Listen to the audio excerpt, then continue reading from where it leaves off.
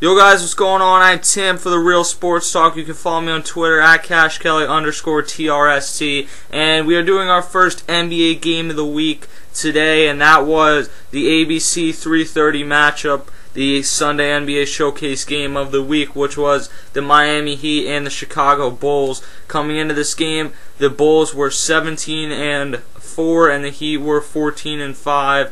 So it was certainly a great matchup, a matchup of the two teams that were 1-2 in the East and also happened to play in the Eastern Conference Finals last year. I'm going to go through a few stats, and then I will give you guys my thoughts on the game. As far as the Bulls side goes, Richard Hamilton had 11 points on 4 of 16 shooting. Though, I mean, that's the type of performance that you look at and you really say, you know, I would have just rather had Richard Hamilton not have 11, give him 4 points, because it's nice to have 11 points, but it's also nice to drain a lot more of your shots than Richard Hamilton was today. And to miss 12 shots out of 16, you're really not helping your team. Carlos Boozer was 5 of 10 with 10 points, a disappointing performance from him. If the Bulls are going to beat the Heat, Carlos Boozer is going to have to be the Carlos Boozer of the Utah Jazz, and I just don't necessarily see that happening. Joakim Noah in 33 minutes was 4 of 6 with 11 points and 11 rebounds along with 4 assists, and Boozer did have 9 rebounds, I should have mentioned that. But he did foul out late in that game on a foul of LeBron or Bosch, one of them, late in the game to send them to the line. And then Derrick Rose had another huge game. I think he's having a better season than last year where he won the MVP because he's become a more efficient player, better shooter, and there is no shot I would rather watch in the NBA right now than the Derrick Rose floater. I mean, I did it once in a game, and I've tried to do it probably about 10 other times. It is so hard to get the right amount of backspin on the ball, and every single time, just about 4 times out of 5, Derrick Rose swishes it. He's an incredible player. I don't think he's the best player in the NBA, but he's right now my favorite to watch because I think he is similar to Allen Iverson, who was my favorite player of all time. And he was 11 of 28, and he probably, as much as I don't like to admit this, he'll probably end up being a better player than Allen Iverson because he's more team focused. 6 rebounds and 34 points on the day. 6 assists as well. I think, and Jeff Van Gundy made one of the only good points I've ever heard him make as an announcer, is that this Bulls team really needs another piece. And that's what they thought they got when they signed Carlos Boozer after they were in the LeBron sweepstakes a few summers ago. They thought they were getting it out of Carlos Boozer, and so far they just have not gotten it. He's done better this year, but not good enough. Some other players, Taj Gibson had 8 points, and Kyle Korver had 9. Everyone's favorite player, Brian Scalabrine, did not get in the game today. As far as the Miami Heat go, Chris Bosh in 37 minutes was 8 of 14 for 24 points. Joel Anthony in 15 minutes had 1 point, but I mean, Joel Anthony's not in there to be a scorer. He's in there to be that big body, get some rebounds, and he's a pretty solid defender. LeBron James in 41 minutes, he's logging a lot of minutes right now, was 12 of 23 with 11 rebounds, 5 assists, and 35 points, which puts him averaging over 30 points a game. And I don't remember anyone since like 2000, whatever the year before Pau Gasol came to the Lakers, when Kobe Bryant essentially went out there every night and scored 30 points.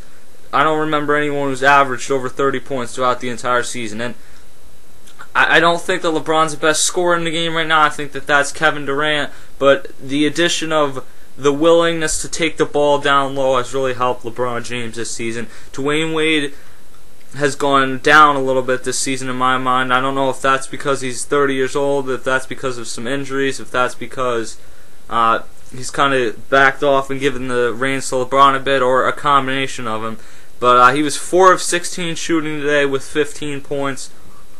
He did hit a shot late in that game that was very crucial. And Mario Chalmers, a guy who I don't think gets enough credit, did not have a very good game today, though. 1 of 6 with 5 points, but he did hit some key free throws late in that game. Off the bench, Mike Miller had 5 points. Shane Battier had 3 points, but we know he's in there for his defense. Norris Cole had 5 points, and Udonis Haslem had 4 points. Eddie Curry did not, or he saw 2 minutes in this game. My bad. So overall, this was a tremendous game. As it got down to it, the Heat ended up winning 97-93. And some of my thoughts: first of all, Luol Deng was out of this game, and that is something that you got to look at and take into account. I know that the Heat beat them in 5 games last year without Luol Deng, or with Luol Deng, but you still have to keep in mind that it was a 4-point game, and you would tend to think that Luol Deng would have scored more than 4 points. Now, I don't buy the fact that if Luol Deng was in there, he would have scored whatever his average was, and that's how many they would have won the game by, because if he's shooting, then that takes away a shot from somebody else. But I tend to think that the Bulls probably would have won this game had Luol Deng been in there. I think he's one of the most underrated players in the game. He makes a good amount of money for what he does, but he's underrated. LeBron and Rose really got theirs today, and this is how the Heat is going to win the NBA Finals. Let's be honest, the Heat are not going to win the NBA Finals with Dwayne Wade being the best player. It's as simple as that. If you watched the NBA playoffs last year, in the Celtics series, Wade and LeBron were both very good. But the series that LeBron probably had, that and the Orlando series the other year, he was actually really, really good. And the Pistons series earlier in his career, he was very good. But against the Bulls last season, he had an incredible series because Dwayne Wade had some nagging injuries, and what LeBron James did, and something that people have said he has not done much since he's gone to the Heat, except when Dwayne Wade has been out, is he took over. And I think that that's what he did today. He realizes, I'm going to have to score the most points on this team. I'm going to have to get the most rebounds. And Dwayne Wade's still a great player. I don't know if he's a top 3 or 4 player anymore, as I initially ranked him at the beginning of the season. But LeBron James is going to have to be the key guy there if the Miami Heat are going to win the NBA Finals. He can't be passive like he was in the NBA Finals last year, because we saw that work. Dwayne Wade can have a great series, but ultimately it's not going to be enough. LeBron James is the best player in the world when he decides to be, and he's just too much of a team player at times. That's the best way I can put it. And then obviously something that would have came back to bite both of them, it did come back I guess to bite Derrick Rose, was that he missed 2 foul shots in a row late in that game, and then they went down to the other side and LeBron James missed 2 foul shots. And normally I would say, well, in that Clippers game, after LeBron James missed those 2 crucial foul shots, everyone killed him, so why aren't you killing Derrick Rose? But you know what, now that I think about it, that just doesn't make a ton of sense. LeBron James today had 35 points and Derrick Rose had 34 points. It's not ideal to miss these foul shots late in the game, and you cannot do it on a consistent basis if you're going to win the NBA Finals. But you cannot just take away, and this is what I hate, is when you watch a highlight, it'll skip to the last minute of the game, and you won't see the fact that LeBron James at 35 points or Derrick Rose at 34 points. You'll just see that they missed out those foul shots, and you'll say, oh, he had a terrible game. But then you can also take a game where Derrick Rose has 16 points, which really isn't that great for him, but if he hits that game-winning shot, oh, Derrick Rose put the team on his back tonight. You gotta watch the whole game, and if you can't get to watch all these games, which is understandable because either you can't get the league pass, I don't have the league pass, or you don't have some free website that you watch it on the internet, which I try to do for a lot of these games, at least go through the box score, look at how they shot, look at how many points they have, but look at the field goal, because like I said, you can have a bunch of points, but if you're taking too many shots, it doesn't necessarily help your team as much. And what the media does today, and I just can't stand, is you can't take away from the first 3 quarters of the game. We've heard it all last year. LeBron doesn't play the 4th quarter, and there was no excuse for how he played in the NBA Finals last year. But you can't take away from the first 3 quarters of the season, where LeBron James was, I think, the best player in the NBA last season, and throughout the playoffs, where he got them to the NBA Finals. And I never understood the theory of, oh, well, it only matters when you get to the finals, or it only matters on the biggest stage. It matters more, no doubt, and there's no excuse, again, for what LeBron James did last year.